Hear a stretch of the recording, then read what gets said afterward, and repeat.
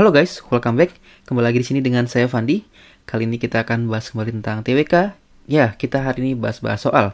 Namun sebelum bahas soal, kita bahas sedikit tentang kisi-kisinya. Ya, di sini sesuai dengan Pan RB yang terbaru nomor 27 tahun 2021, kisi-kisi CPNS untuk TWK itu ada 4 ya. Nasionalisme, integritas, bela negara, dan pilar negara. Kali ini kita nggak bahas yang ketiga ini, kita akan bahas tentang pilar negara. Dari Pan RB, pengertiannya adalah dengan tujuan mampu membentuk karakter positif melalui pemahaman dan pengamalan nilai-nilai. Ada 4 pilar negara yaitu Pancasila, UUD 45, Bhinneka Tunggal Ika, dan NKRI. Jadi, untuk saat ini, bentuk-bentuk soalnya kalau sesuai kisi-kisi bukan lagi sifatnya hafalan, namun lebih tinggi lagi. Kita harus bisa hafal namun juga harus paham teman-teman dan tahu bentuk-bentuk pengamalannya. Ya, makanya model sekarang itu dikatakan HOTS. Sehingga kalau ada yang nanya, Kak, itu UUD 45 perlu hafal nggak, Kak? Menurut saya, teman-teman tidak perlu hafal persis kata per kata, tapi paham dari setiap pasal-pasalnya ya, paham substansinya. Misalnya pasal ini tentang apa, pasal ini tentang apa gitu. Kita tahu hal-hal penting di tiap-tiap pasal. Karena nanti modul soalnya adalah pemahaman tentang pasal-pasal tersebut gitu ya. Oke, teman-teman, langsung aja kita bahas soal-soalnya. Buat teman-teman yang pengen tahu lebih lanjut tentang isi materinya, ini gampang banget, bisa di browsing aja teman-teman. Ya udah, untuk menghemat waktu, langsung aja kita masuk ke soal pertama. Soal 1. Fenomena otonomi khusus muncul pasca amandemen UUD 45 yang kedua, yaitu amandemen yang disahkan pada 18 Agustus tahun 2000. Pasal 18 UUD 45 menjadi pasal 18, 18A, dan 18B. Pasal 18B ayat 1 UUD 45 secara eksplisit menyatakan bahwa negara mengakui dan menghormati satuan pemerintahan daerah yang bersifat khusus atau bersifat istimewa yang diatur dengan undang-undang. Fenomena otonomi khusus ini selaras dengan pengamalan dari sila Pancasila, khususnya pada sila A. Kemanusiaan yang beradab, B. Persatuan Indonesia, C. Ketuhanan Maha Esa, D. Keadilan sosial bagi seluruh Indonesia, atau E. Kerakyatan yang dipimpin oleh hikmat kebijaksanaan dalam permusyawaratan perwakilan. Baik, langsung aja kita bahas teman-teman. Buat yang masih belum dapat jawabannya, silahkan di-post dulu ya. Oke, di sini kata-katanya adalah tentang amandemen UUD 45 yang kedua, tentang pasal 18 ya, yang isinya negara mengakui menghormati tentang Pemda yang bersifat khusus atau istimewa. Jadi ada perlakuan istimewa ya. Kira-kira fenomena ini, kekhususan ini itu selaras dengan sila keberapa sih? Kalau sila pertama sudah jelas bukan ya kan. Nah, untuk bisa menjawabnya, kita perlu tahu dulu tentang otonomi khusus. Apa sih tujuannya? Ya, tujuannya adalah untuk meningkatkan taraf hidup, kemakmuran, kesejahteraan masyarakat, mewujudkan keadilan penerimaan hasil sumber daya alam, penegakan hak asasi manusia, serta penerapan tata kelola pemerintahan yang baik. Untuk otonomi khusus atau ORSUS itu ada di Provinsi Papua, diatur dari Undang-Undang Nomor 21 Tahun 2001 yang telah diubah terakhir pada Undang-Undang Nomor 2 Tahun 2001. Adalah suatu undang-undang yang dibentuk dengan mempertimbangkan bahwa cita-cita dan tujuan NKRI adalah membangun masyarakat Indonesia yang adil, makmur, dan sejahtera berdasarkan Pancasila dan UUD 45. Nah, dari penjelasan ini sudah jelas bahwasanya adanya kekhususan atau keistimewaan tujuannya adalah untuk keadilan, kemakmuran, dan kesejahteraan gitu ya. Karena bukan rahasia lagi ya, bahwa ada ketimpangan pembangunan ya. Oleh karenanya, dengan adanya otonomi khusus ini adalah untuk memperkecil ketimpangan tadi. Oleh karenanya, jawaban yang paling tepat adalah ya, betul, D. Sila kelima ya, keadilan sosial bagi seluruh rakyat Indonesia. Baik, kita lanjut lagi untuk soal berikutnya. Soal 2. Pekan depan, Pak Andi berencana untuk memancing bersama teman-temannya.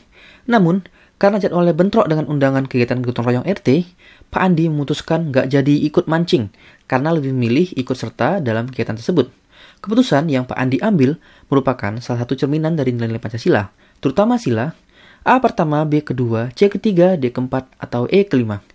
Langsung aja kita bahas teman-teman. Di sini adalah Pak Andi yang memutuskan untuk tidak jadi pergi memancing karena memilih ikut gotong royong. Kalau kita lihat lagi soal ini, Pak Andi itu lebih memilih kegiatan gotong royong atau kepentingan bersama dibanding kepentingan pribadi ataupun golongan. Sehingga sikap Pak Adi ini sesuai dengan nilai-nilai Pancasila, terutama sila, ya sudah jelas sila ketiga, betul, C, sila ketiga.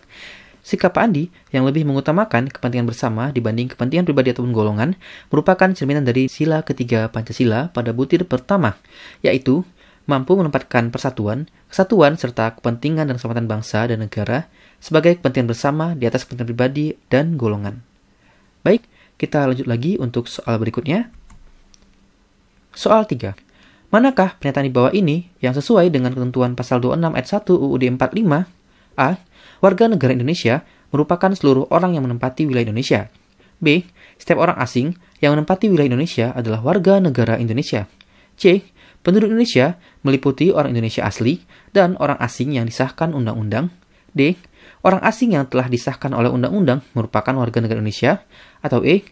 Orang asing yang bertempat tinggal di Indonesia merupakan penduduk Indonesia. Baik, langsung aja kita bahas. Pasal 26 ini berbicara tentang warga negara dan penduduk. Lebih lengkapnya, agar kita bisa menjawabnya, kita harus paham dulu apa isi pasal 26 ini.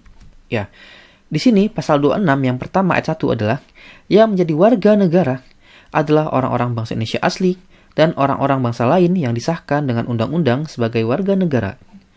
Yang ayat 2, penduduk adalah warga negara Indonesia dan orang asing yang bertempat tinggal di Indonesia. Ayat 3-nya, hal-hal mengenai warga negara dan penduduk diatur dengan undang-undang. Di soal yang tanyakan adalah pasal 26 ayat 1. Jadi kita fokus tentang warga negara. Warga negara adalah bangsa Indonesia asli dan bangsa lain yang disahkan oleh undang-undang sebagai warga negara. Yang A, warga negara Indonesia merupakan seluruh orang yang menempati wilayah Indonesia. Berarti salah. Kenapa? Karena seluruh orang itu belum tentu disahkan oleh undang-undang. B, setiap orang asing yang menempati wilayah Indonesia adalah warga negara. Bukan juga. C, penduduk Indonesia meliputi orang Indonesia asli ditambah orang asing yang disahkan oleh undang-undang. Penduduk itu yang menempati Indonesia, bukan yang disahkan. Salah. D, orang asing yang telah disahkan dengan undang-undang merupakan warga negara Indonesia. Orang asing yang telah disahkan dengan undang-undang merupakan warga negara Indonesia. Betul ya? Ini dia, bangsa lain kan orang asing, yang telah disahkan dengan undang-undang adalah warga negara. Betul. Yang E, orang asing yang bertempat tinggal di Indonesia merupakan penduduk Indonesia.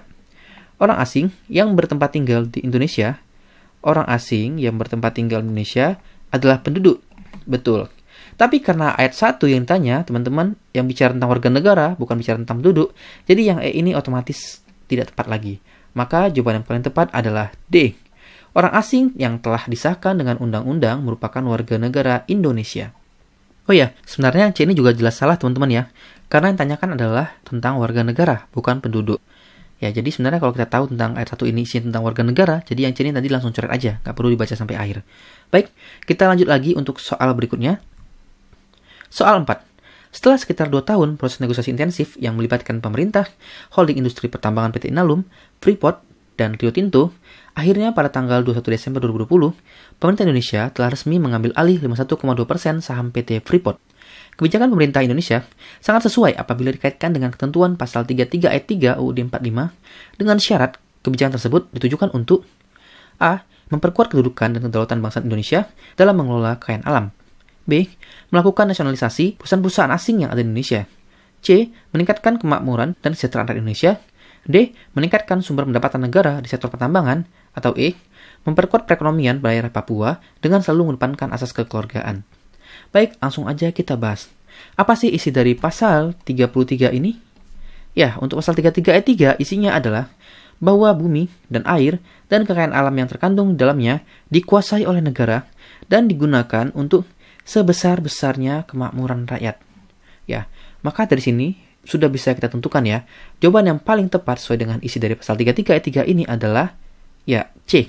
Meningkatkan kemakmuran dan kesejahteraan rakyat Indonesia. Baik, kita lanjut lagi untuk soal berikutnya. Soal 5. Salah satu tujuan negara Indonesia adalah memajukan kesejahteraan umum. Wujud pelaksanaan tujuan negara tersebut dapat dilakukan dengan cara A. Pemerintah memberikan kredit usaha ringan kepada kelompok UMKM. B. Polisi menjaga ketertiban lalu lintas. C. Tersedianya beragam beasiswa yang difasilitasi penuh oleh negara. D. Indonesia mengirimkan pasukan Garuda ke Yordania. Atau E. Keikutsertaan warga negara dalam usaha bela negara. Baiklah, langsung aja kita jawab teman-teman. Di sini ada berbicara tentang tujuan negara Indonesia. Apa sih tujuan dari Indonesia? Ya, kita bisa lihat pada pembukaan UUD 45 alinea keempat, yaitu tujuannya adalah untuk melindungi, mensejahterakan, mencerdaskan, dan juga menjaga ketertiban dunia. Nah, jadi kalau kita lihat di soal, opsi A ini berarti tujuannya adalah untuk kesejahteraan. Yang B ini adalah melindungi. Yang C adalah untuk mencerdaskan. Yang D tujuannya adalah untuk ketertiban dunia. Yang E juga untuk melindungi. Ya, jadi sudah jelas, karena yang ditanyakan adalah kesejahteraan, maka jawabannya adalah A. Pemerintah memberikan kredit usaha ringan kepada kelompok UMKM. Baik, kita lanjut lagi teman-teman. Namun sebelumnya di sini saya move on sedikit tentang bisa CPNS. Jadi buat teman-teman yang saat ini masih bingung mau belajar dari mana, mau mulai dari mana, atau mau try out apa yang bagus, saya rekomendasikan teman-teman coba bisa CPNS. Ya, di sini harganya Rp129.000. Ini harga promo ya. Dengan harga segini, teman-teman dapat apa? Teman-teman dapat latihan soal SKD. Ada simulasi, ada pembahasan, dan ada statistik hasil pengerjaan. Dan juga ada tryout mandiri. Dan juga ada TO Akbar. Apa sih beda TO Akbar sama mandiri? Kalau TO Akbar, teman-teman itu terbatas ya durasinya. Jadi hanya tanggal-tanggal tertentu aja dan hanya bisa sekali coba gitu. Saat ini, bisa CPNS sudah sampai TO Akbar yang kelima. Dan juga ada fitur ranking, teman-teman. Kemudian dapat apa lagi? Dapat fitur penunjang, ada forum diskusi, dan next-nya nanti akan ada tanya expert. Ini diskusinya ada langsung dari aplikasi, dan juga ada Telegram khusus VIP. Kemudian, ada kitab rahasia yang berisi tips, trik, informasi, dan ada live session, serta ada modulnya yang bisa teman-teman pelajari tentang materi TWK, TU, dan TKP sesuai dengan kisi-kisi terbaru. Jadi, dengan harga segini, teman-teman sudah dapat paket lengkap untuk belajar mandiri. Buat teman-teman yang tertarik atau pengen coba dulu, teman-teman bisa daftar melalui bit.ly/daftar bisa CPNS dan juga bisa scan dari barcode ini.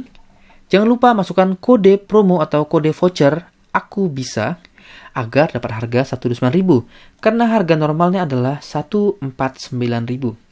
Bisa CPNS ini merupakan aplikasi berbasis website.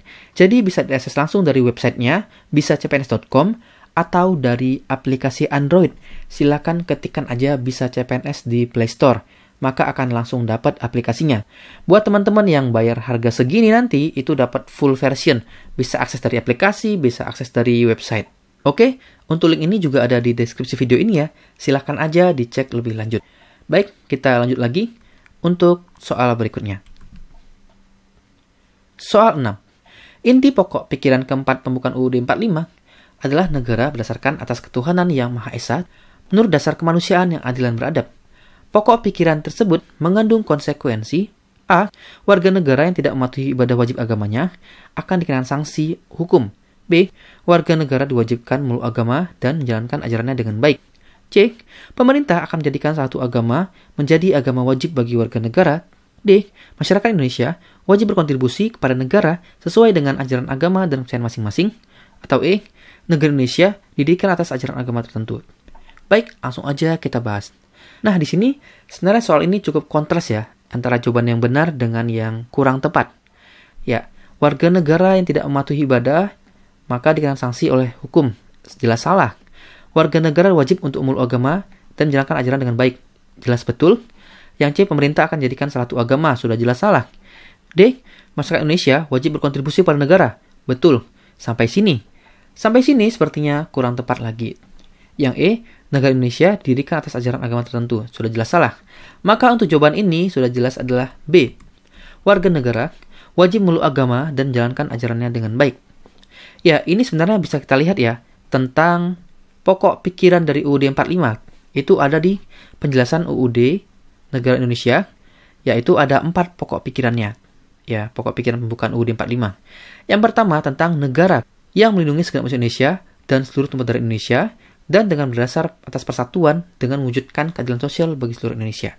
Pokok pikiran kedua, negara Indonesia hendak mewujudkan keadilan sosial bagi seluruh rakyat. Yang ketiga adalah negara berkedaulatan rakyat berdasar atas kerakyatan dan kemusyawaratan perwakilan. Yang keempat adalah negara berdasar atas ketuhanan yang Maha Esa menurut dasar kemanusiaan yang adil dan beradab. Jadi, misalnya teman-teman jumpa soal yang menyatakan kalau apa sih pokok pikiran ketiga gitu ya. Ketiga berarti tentang sila keempat nih, kedaulatan rakyat ya. Kalau tentang kedua berarti tentang sila kelima. Kalau pertama berarti tentang sila ketiga dan juga ada arah kepada sila kelima. Kalau yang keempat tadi sudah jelas tentang sila pertama dan sila kedua. Baik, kita lanjut lagi untuk soal berikutnya. Soal 7.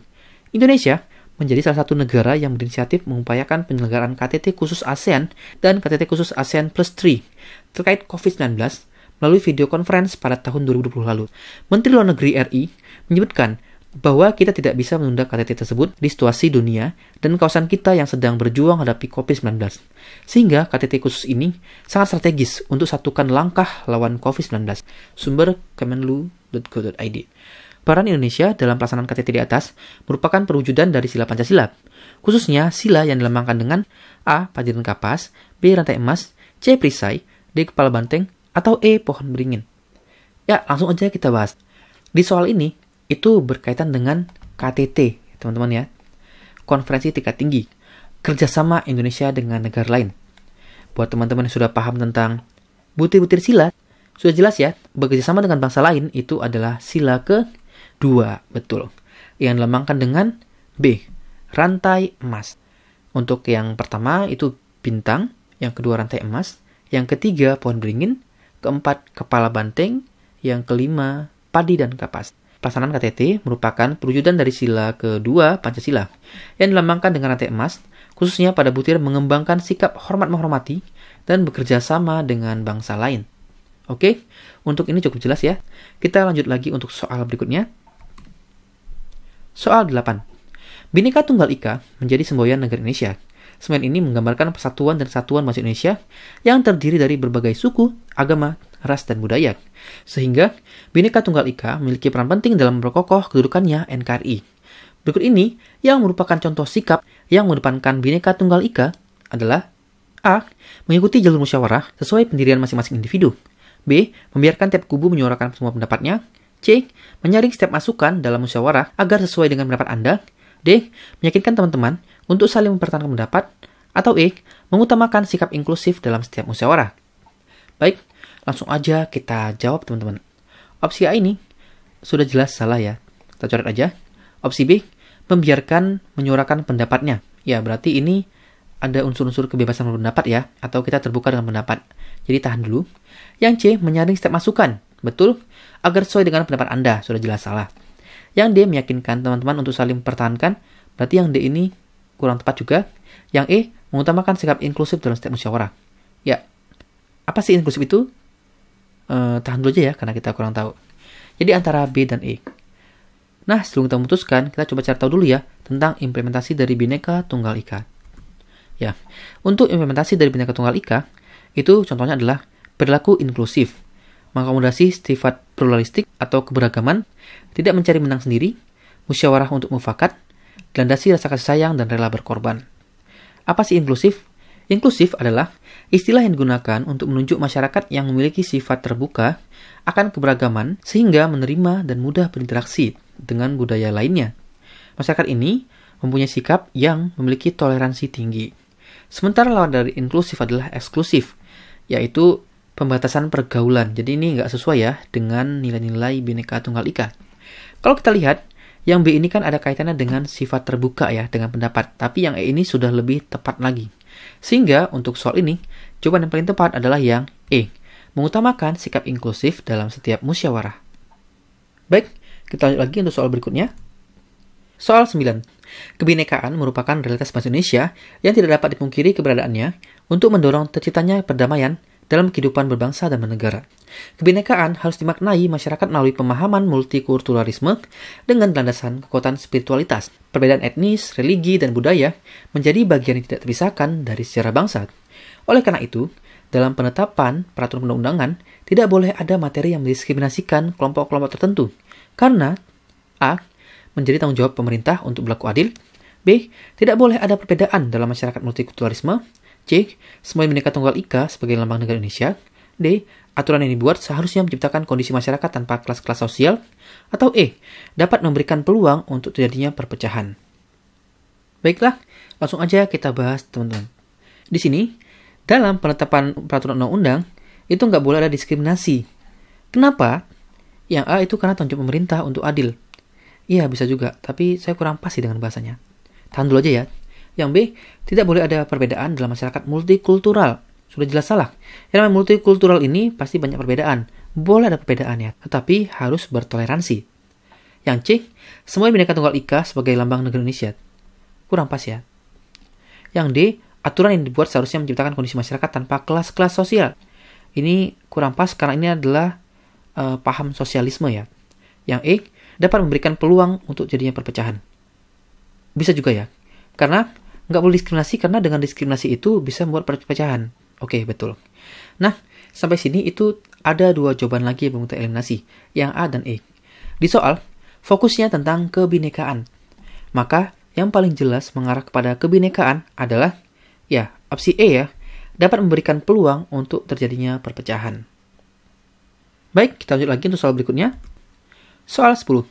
Bantuan pemikiran dari para tokoh saat proses perumusan dan penetapan UUD 45 dalam sidang BPUPKI dan PPKI merupakan sebuah semangat bagi para tokoh untuk A.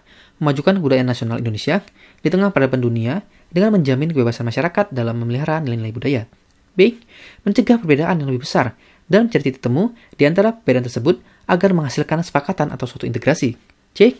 Bahu-membahu untuk merumuskan sebuah dasar negara yang kuat walaupun berbeda prinsip tetapi untuk satu tujuan, yaitu kepentingan bersama. D. Menjamin perwujudan persatuan kesatuan segala aspek kehidupan nasional, baik aspek alamiah maupun aspek sosial untuk kepentingan rakyat. Atau E. Penerapan atau implementasi wawasan Nusantara dalam kehidupan politik sehingga menciptakan iklim penyelenggara negara yang sehat dan dinamis. Baik, langsung aja kita jawab teman-teman. Di sini, bantuan pemikiran para tokoh saat merumuskan dan menetapkan UUD 45 dalam sidang BPUPKI atau PPKI merupakan sebuah semangat. Untuk apa? Yang A. Untuk memajukan budaya nasional. Ini kurang pas ya. Ini sebenarnya ada di UUD 45. Pasal berapa? Silakan cari tahu ya. Yang B. Mencegah perbedaan lebih besar menjadi titik temu di antara perbedaan tersebut agar menghasilkan kesepakatan. Bisa ya, karena kesepakatan. Yang C. Bahu-membahu untuk merumuskan sebuah dasar negara yang kuat. Walaupun beda-beda, tapi satu tujuan. Bisa juga antara B dan C. Yang C sepertinya lebih jelas lagi ya. Kalau yang B ini kan tujuannya adalah untuk titik temu dari perbedaan agar menghasilkan kesepakatan. Kalau yang C ini lebih spesifik lagi untuk tujuan yang sama, yaitu kepentingan bersama. D. Menjamin perwujudan persatuan kesatuan segenap aspek kehidupan nasional, baik aspek alamiah maupun aspek sosial untuk kepentingan masyarakat. Ya, yang D ini sebenarnya lebih kepada ini ya, wawasan Nusantara. Teman-teman silakan aja cari tahu tentang wawasan Nusantara yang ke dalam dan keluar. Ini adalah yang ke dalam. Ya. Yang E. Penerapan atau implementasi wawasan Nusantara dalam kehidupan politik. Ya, ini juga wawasan Nusantara ya. Saya coret aja nih, kurang pas tadi, sorry. Nah, di sini antara B dan C, tadi saya bilang, kalau yang C ini lebih spesifik lagi untuk kepentingan bersama. Sudah jelas ya, tokoh ini semangat untuk merumuskan dan menetapkan UUD 45 karena untuk apa? Untuk satu tujuan, yaitu kepentingan bersama. Maka jawaban tepat adalah yang C. Bahu-membahu untuk merumuskan sebuah dasar negara yang kuat walaupun berbeda prinsip, tetapi untuk satu tujuan, yaitu kepentingan bersama. Di sini, BPUPKI dan PPKI merupakan badan dan penelitian persiapan kemerdekaan Indonesia yang dibentuk oleh Jepang. Kedua badan ini sengaja dibentuk untuk menarik simpati rakyat Indonesia agar mau membantu Jepang melawan sekutu. BPUPKI untuk mempelajari dan menyelidiki yang berhubungan dengan ekonomi, politik, dan tata pemerintahan, sementara BPKI untuk melanjutkan tugas BPUPKI. Tapi dalam praktiknya, BPUPKI itu fokus pada perumusan dasar negara, sementara PPKI fokus pada mengurus tatanan pemerintah Indonesia. Baik, kita lanjut lagi untuk soal berikutnya. Soal 11. Keberagaman suku bangsa dan budaya Indonesia bukanlah penghalang menuju persatuan dan kesatuan kita sebagai bangsa Indonesia. Hal tersebut dapat terpelihara terutama jika terdapat sikap A. Memberi dan menerima, B. Memberi pertolongan pada sesama, C. Gotong royong rendah hati, D. Toleransi, atau E. Memiliki integritas yang tinggi. Ya, langsung aja kita bahas teman-teman. Di sini soalnya bicara tentang keberagaman. Kemudian itu bukan merupakan penghalang untuk persatuan dan kesatuan. Itu bisa terwujud dan terpelihara terutama jika ada apa. Yang A ini bisa, yang B ini pertolongan juga bisa, yang C ini gotong royong juga bisa, yang D juga bisa, yang E juga bisa. Tapi kita lihat lagi ya, mana yang paling penting di antara yang penting. Yang A ini, memberi dan menerima ini kan nggak berkaitan langsung dengan keberagaman ya. Kalau yang B ini juga nggak berkaitan langsung dengan keberagaman. Yang C juga sama. Bisa aja gotong royong dengan sesama gitu ya, sesama suku. Kalau yang D sudah jelas nih, toleransi. Berarti ada yang berbeda-beda, tapi karena berbeda itu maka perlu toleransi. Ya, jadi ini pas nih yang D ini. Karena keberagaman, jadi butuh toleransi. Yang E juga kurang pas. Maka menurut saya, untuk jawaban ini yang paling tepat adalah D. Toleransi. Toleransi merupakan sebuah usaha untuk memberikan kesempatan atau kebebasan yang seluas-luasnya terhadap adanya perbedaan yang dimaksudkan untuk mencapai kepentingan yang sama. Apa kepentingannya? Yaitu untuk menuju persatuan dan kesatuan sebagai bangsa Indonesia. Oke, kita lanjut lagi untuk soal berikutnya. Soal 12. Pada dasarnya, keberagaman masyarakat Indonesia menjadi modal dasar dalam pembangunan bangsa. Oleh karena itu, sangat diperlukan rasa persatuan dan kesatuan yang tertanam di setiap warga negara Indonesia. Namun, dalam kenyataannya, masih ada konflik dalam masyarakat, baik secara horizontal maupun secara vertikal. Berikut ini adalah contoh yang dapat menghambat integrasi nasional, kecuali A. Menghargai heterogenitas dalam masyarakat tanpa terkecuali. B. Faktor sejarah yang dapat menimbulkan semangat kedaerahan. C. Meningkatkan sikap etnosentris dalam memajukan budaya bangsa. D. Perasaan primordialisme yang sangat kuat. Atau E. Terjadinya proses-proses sosial dalam interaksi sosial yang bersifat disosiatif. Baiklah, langsung aja kita bahas, teman-teman. Di soal, apa yang ditanyakan? Yang ditanyakan tentang contoh yang dapat menghambat integrasi nasional kecuali. Berarti karena kecuali, maka yang ditanyakan adalah hal apa sih yang dapat mendukung integrasi nasional? Ya. Yang A, menghargai heterogenitas. Heterogen berarti kondisi masyarakat yang majemuk ya, tanpa terkecuali. Nah, yang A ini menurut saya masih cocok karena ada kaitannya dengan toleransi di sini. Yang A tahan. Yang B, faktor sejarah yang dapat menimbulkan semangat kedaerahan. Nah, di sini kan keberagaman, ya kan? Tapi yang B ini kedaerahan, saya kurang tepat ya. Harusnya ini sifatnya nasional ya, bukan daerah. Yang C, meningkatkan sikap etnosentris dalam memajukan kebudayaan bangsa. Nah, yang ini benar ya. Tapi yang ini salah. Apa sih etnosentris? Etnosentris itu merupakan cara pandang seseorang ya pada budaya lain dan disandingkan dengan budayanya. Jadi dia itu menganggap budaya lain itu salah ya, budaya dia itu yang benar gitulah kira-kira. Yang D, perasaan primordialisme yang sangat kuat. Nah, apa sih primordialisme? Primordialisme itu merupakan sebuah perasaan atau sikap seseorang ya yang menjunjung tinggi tentang nilai, norma, atau aturan tentang budayanya sejak lahir. Jadi karena ini sangat kuat, juga akan berisiko terhadap perpecahan ya, atau bahasa lainnya intoleran. Jadi etnosentris, primordialisme ini bisa larinya kepada intoleran gitu. Ya, jadi ini kurang tepat ya. Karena nggak mendukung integrasi. Integrasi artinya kan penyatuan ya. Sementara ini disintegrasi berarti. Oke, yang E, terjadinya proses-proses sosial dalam interaksi sosial yang bersifat disosiatif. Nah, apalagi disosiatif? Ini merupakan sifat yang memisah ya, memecah belah. Jadi sudah jelas kurang tepat. Maka untuk soal ini, jawaban yang paling tepat adalah opsi A. Menghargai heterogenitas dalam masyarakat tanpa terkecuali. Ini contoh-contoh dari faktor yang dapat mendukung integrasi nasional. Di antaranya, faktor sejarah suatu bangsa yang dapat menimbulkan rasa senasib seperjuangan. Ya, ini yang benar ini ya. Berikutnya, ada keinginan atau hasrat untuk bersatu secara utuh, memiliki rasa cinta tanah air, rela berkorban, ada konsensus atau kesepakatan nasional yang tercermin dalam proklamasi kemerdekaan Pancasila serta UUD, penggunaan bahasa Indonesia dalam bahasa sehari-hari, dan lain-lainnya ya. Ada banyak lagi, silahkan dicari sendiri contoh-contohnya. Kemudian, yang menghambat yaitu pertama, kurangnya sikap saling menghargai. Ya, ini tidak toleran ya. Kemudian, kurangnya kesadaran diri untuk menjaga persatuan. Berikutnya, ada sikap tidak puas dan perasaan tidak adil terhadap ketimpangan yang ada. Kurang menghargai heterogenitas, timbulnya etnosentrisme, masuknya budaya asing, dan lain-lainnya. Bisa dicari tahu sendiri. Baik, langsung aja kita bahas soal berikutnya. Soal 13. Sebagai Mahapatih Kerajaan Majapahit, Gajah Mada dikenal dengan sumpahnya yang disebut Sumpah Amukti Palapa. Dalam sumpah tersebut, Gajah Mada bertekad untuk menyatukan wilayah Nusantara di bawah kekuasaan Majapahit. Pada akhirnya, Kerajaan Majapahit berhasil menyatukan pulau-pulau di Nusantara yang merupakan nama awal di Indonesia. Sebagai kaum muda, refleksi nilai Sumpah Palapa dapat tunjukkan dengan A. Semangat menjaga keutuhan bangsa dan menghindari konflik perpecahan. B. Menjaga daerah perbatasan Indonesia agar tidak direbut negara lain. C. Mengharumkan nama Indonesia di kancah internasional. D. mengembangkan rasa cinta tanah air dengan mempelajari sejarah Indonesia. Atau E, melawan segala bentuk rasisme dan diskriminatif dengan regulasi. Baiklah, langsung aja kita bahas teman-teman. Di soal ini tuh bicara tentang apa? Sumpah Palapa dari Gajah Mada yang bertekad untuk menyatukan wilayah Nusantara. Ya, sekarang nama Indonesia ya. Dulu nama awal Indonesia adalah Nusantara. Nah, saat ini tekad dari Gajah Mada yang ingin menyatukan Nusantara, itu bagaimana sih refleksi atau implementasinya sebagai kaum muda? Jadi langsung aja kita lihat ya, yang nggak sesuai dengan refleksi dari kaum muda. Saya langsung lihat opsi E, teman-teman. Dengan regulasi. Ini kan perannya pemerintah, bukan kaum muda. Begitu juga yang B. Ini lebih kepada TNI ya, teman-teman.